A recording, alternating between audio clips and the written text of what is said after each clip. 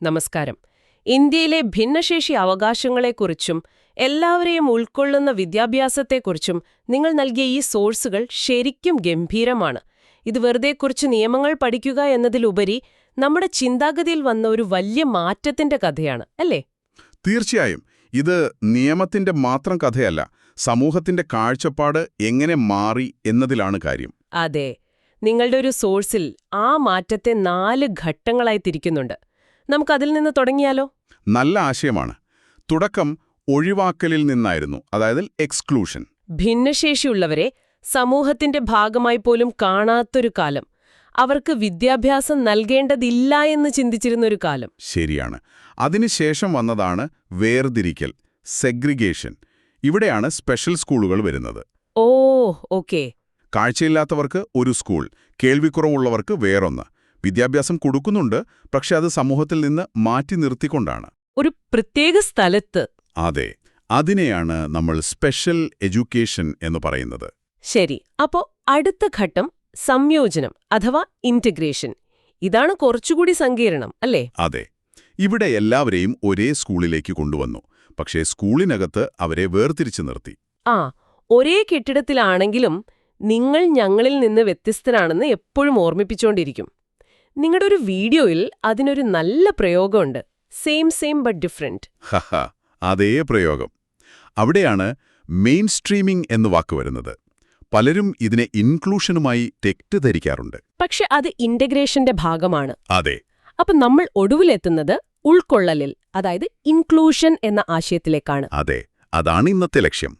ഇവിടെ വിദ്യാർത്ഥി സ്കൂളിനനുസരിച്ച് മാറുന്നതിന് പകരം സ്കൂൾ വിദ്യാർത്ഥിയുടെ ആവശ്യങ്ങൾക്കനുസരിച്ച് മാറുന്നു. അതാണ് പോയിന്റ്.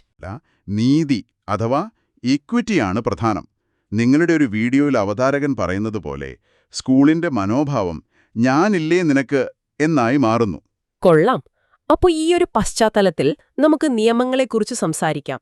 ആദ്യത്തേത് 1995-ലെ PWD act, persons with disabilities act. ഇത് ഇന്ത്യയിൽ നിന്നുള്ള ഒരു ആശയം മാത്രമായിരുന്നില്ല.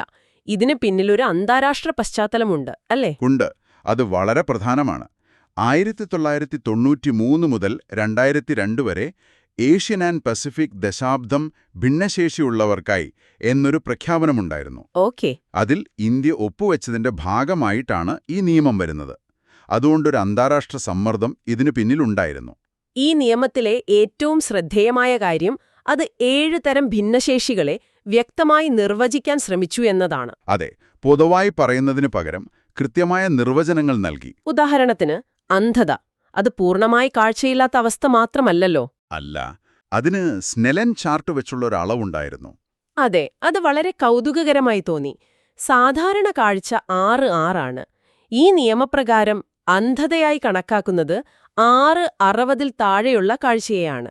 എന്താച്ചാൽ സാധാരണ ഒരാൾക്ക് 60 മീറ്റർ ദൂരെ നിന്ന് കാണാൻ പറ്റുന്നത് ഈ നിയമപ്രകാരം അന്ധനായി കണക്കാക്കുന്ന ഒരാൾക്ക് 6 മീറ്റർ അടുത്തു ചെന്നാലേ കാണാൻ പറ്റൂ. അത്രയ്ക്കും വ്യക്തമായ ഒരു മെഡിക്കൽ നിർവചനം. അതുപോലെയായിരുന്നു കേൾവിക്കുറവിനും. 60 ഡെസിബലിൽ കൂടുതലുള്ള ശബ്ദം കേൾക്കാൻ കഴിയാത്ത അവസ്ഥ. ഒരു താരതമ്യത്തിന് നമ്മൾ സ്വകാര്യം പറയുന്നത് ഏകദേശം 30 ഡെസിബലാണ്. അപ്പോ സാധാരണ സംഭാഷണം പോലും അവർക്ക് നഷ്ടമാകും. ശരിയാണ്.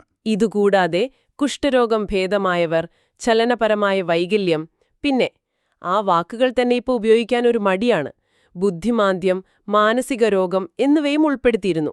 അതെ, ആ കാലഘട്ടത്തിൽ ആ വാക്കുകളായിരുന്നു ഉപയോഗിച്ചിരുന്നത്.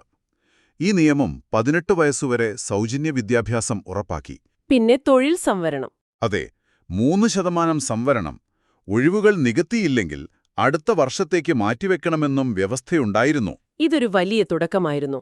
പക്ഷേ കാലം മാറിയപ്പോൾ ഈ നിയമം പോരാതെ വന്നു. തീർച്ചയായും. അവിടെയാണ് 2016-ലെ RPW ആക്ട്, അതായത് rights of persons with disabilities act വരുന്നത്. ഇതൊരു വലിയ മുന്നേറ്റമായിരുന്നു. ഏറ്റവും വലിയ മാറ്റം എന്തായിരുന്നു?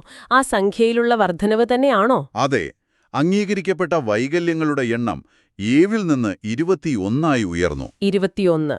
ഇതൊരു വെറും സംഖ്യയല്ല.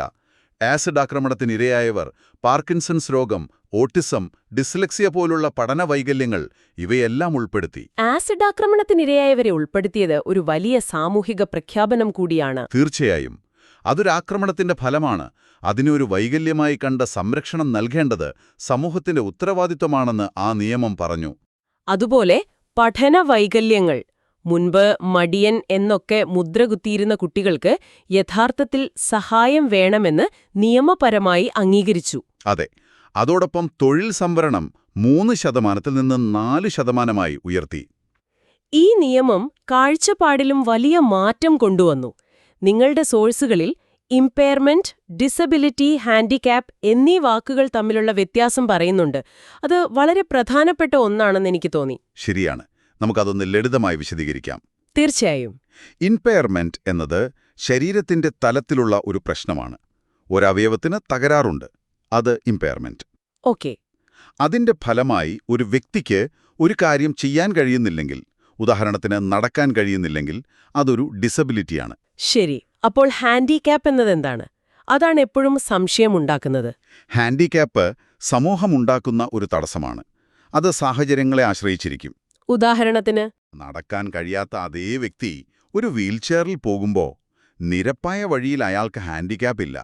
എന്നാൽ പടികൾ മാത്രമുള്ള ഒരു കെട്ടിടത്തിന് മുന്നിലെത്തുമ്പോൾ അയാൾ നിസ്സഹായനാകുന്നു. അതെ, സമൂഹം ഒരു തടസ്സം സൃഷ്ടിച്ചതുകൊണ്ട് അയാൾ ഒരു ഹാൻഡിക്യാപ്പ് നേരിടുന്നു. പ്രശ്നം അയാളുടെ കാലിനല്ല, റാമ്പില്ലാത്ത കെട്ടിടത്തിനാണ്. വളരെ വ്യക്തമായി. ഈ തിരിച്ചറിവാണ് 2016 നിയമത്തിന്റെ കാതൽ, അല്ലേ? അതെ. അതുകൊണ്ടാണ് ബുദ്ധിമാന്ദ്യം എന്ന വാക്കിനു പകരം ബൗദ്ധിക വൈകല്യം എന്നാക്കി മാറ്റിയത്. ആ വാക്കുകളിലെ മാറ്റം പോലും ഈ കാഴ്ചപ്പാടിനെയാണ് സൂചിപ്പിക്കുന്നത്. അപ്പോൾ ഈ പുതിയ നിയമങ്ങളും കാഴ്ചപ്പാടുകളും നമ്മുടെ ക്ലാസ് മുറികളിൽ എങ്ങനെയാണ് പ്രാവർത്തികമാക്കുക?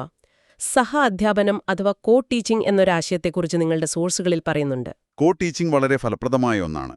ഒരു സാധാരണ അധ്യാപകനും ഒരു സ്പെഷ്യൽ എഡ്യൂക്കേറ്ററും ഒരുമിച്ച് ഒരു ക്ലാസ് കൈകാര്യം ചെയ്യുന്ന രീതി. അതെങ്ങനെയാണ് പ്രവർത്തിക്കുക? പല രീതികളുണ്ട്. ഒരാൾ പഠിപ്പിക്കുമ്പോൾ മറ്റൊരാൾ കുട്ടികൾക്ക് വ്യക്തിഗത സഹായം നൽകാം. അല്ലെങ്കിൽ ക്ലാസ്സിനെ 2 ഗ്രൂപ്പാക്കി ഒരേ വിഷയം പഠിപ്പിക്കുന്ന സമാന്തര അധ്യാപനമാകാം. ഓക്കെ. പിന്നെ സ്റ്റേഷൻ ടീച്ചിംഗ് എന്നൊന്നുണ്ട്. ക്ലാസ്സിൽ പല പഠന കേന്ദ്രങ്ങളുണ്ടാകും. കുട്ടികൾ ഓരോ ഗ്രൂപ്പായി ഓരോ സ്റ്റേഷനിലും മാറി മാറി പഠിക്കും. ഇത് വളരെ നല്ല ആശയങ്ങളാണ്. ഇതിനൊക്കെ ദേശീയ വിദ്യാഭ്യാസ നയം 2020 പോലുള്ളവയുടെ പിന്തുണയുണ്ടോ? തീർച്ചയായും.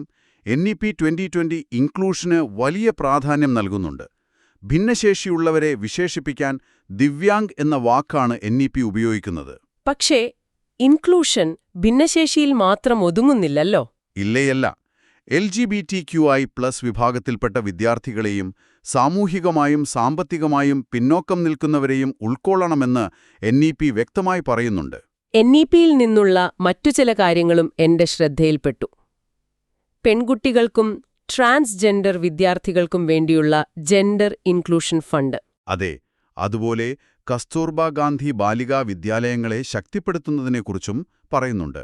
അന്ധരായ വിദ്യാർത്ഥികൾക്കായി പഠന സാമഗ്രികൾ തയ്യാറാക്കാൻ NIOSനെ ചുമതലപ്പെടുത്തിയതും ഒരു നല്ല നീക്കമാണ്. അതോടൊപ്പം പ്രതിഭാശാലികളായ കുട്ടികളെയും, അതായത് ഗിഫ്റ്റഡ് ചിൽഡ്രൻ, NEP പരിഗണിക്കുന്നുണ്ട്. അത് പലപ്പോഴും വിട്ടുപോകുന്നൊരു കാര്യമാണ്. അതെ. ക്ലാസ്സിലെ വേഗത കുറവാണെന്ന് തോന്നി ബോറടിക്കുന്ന കുട്ടികൾക്കും പ്രത്യേക ശ്രദ്ധ വേണം. അവർക്ക് വേണ്ടി പ്രത്യേക B.Ed കോഴ്സുകൾ തുടങ്ങാനും നിർദ്ദേശമുണ്ട്. ശരി. അപ്പോൾ ഇത്രയും കാര്യങ്ങൾ നമ്മൾ ചർച്ച ചെയ്തു. മാറ്റി നിർത്തലിൽ നിന്ന് തുടങ്ങി 21 അംഗീകൃത വൈകല്യങ്ങളുള്ള ഒരു നിയമത്തിലേക്കും എല്ലാവരെയും ഉൾക്കൊള്ളുന്ന ഒരു വിദ്യാഭ്യാസ കാഴ്ചപ്പാടിലേക്കും നമ്മൾ എത്തിയിരിക്കുന്നു. നിയമങ്ങൾ ഒരു ചട്ടക്കൂട് നൽകുന്നു. പക്ഷേ യഥാർത്ഥ മാറ്റം വരേണ്ടത് നമ്മുടെ ഓരോരുത്തരുടെയും ചിന്താഗതിയിലാണ്. അതെ. വൈകല്യം ഒരു വ്യക്തിയുടെ കുറവല്ല, തടസ്സങ്ങൾ നീക്കേണ്ടത് സമൂഹത്തിന്റെ ഉത്തരവാദിത്വമാണെന്ന തിരിച്ചറിവ്. തുല്യതയിൽ നിന്ന് നീതിയിലേക്കുള്ളൊരു മാറ്റമാണത്. എല്ലാവർക്കും ഒരേ കാര്യം കൊടുത്താൽ പോരാ. ഓരോരുത്തർക്കും വിജയിക്കാൻ എന്താണോ ആവശ്യം അത് നൽകണം. ആ തിരിച്ചറിവുണ്ടായാൽ മാത്രമേ ഈ നിയമങ്ങൾ ശരിക്ക് നടപ്പിലാക്കാൻ കഴിയൂ. പോകുന്നതിനു മുൻപ് കേൾക്കുന്നവർക്ക് ചിന്തിക്കാൻ ഒരു കാര്യം തരാം. നമ്മൾ സംസാരിച്ച ആ സോഷ്യൽ മോഡൽ എന്ന ആശയം മനസ്സിൽ വയ്ക്കുക. അടുത്ത തവണ നിങ്ങൾ പുറത്തിറങ്ങുമ്പോൾ ചുറ്റുമുള്ള തടസ്സങ്ങളെ ഒന്ന് ശ്രദ്ധിച്ചു നോക്കൂ. ഒരുപക്ഷേ അത് വീൽചെയറിന് കയറാൻ കഴിയാത്തൊരു കടയായിരിക്കാം, ശബ്ദരേഖയില്ലാത്ത ഒരു ട്രാഫിക് സിഗ്നലായിരിക്കാം, അല്ലെങ്കിൽ സ്ക്രീൻ റീഡർ ഉപയോഗിച്ച് വായിക്കാൻ പറ്റാത്തൊരു വെബ്സൈറ്റ് ആടാം. ആളുകളുടെ മുൻവിധികൾ പോലും ഒരു തടസ്സമാണ്. അപ്പൊ ചോദ്യം ഇതാണ്, ഈ തടസ്സങ്ങൾ ആ വ്യക്തിയുടെ മാത്രം പ്രശ്നമാണോ, അതോ നമ്മുടെ എല്ലാവരുടെയും പ്രശ്നമാണോ? അതില്ലാതാക്കാൻ ഒരു നിയമം മാത്രം മതിയോ?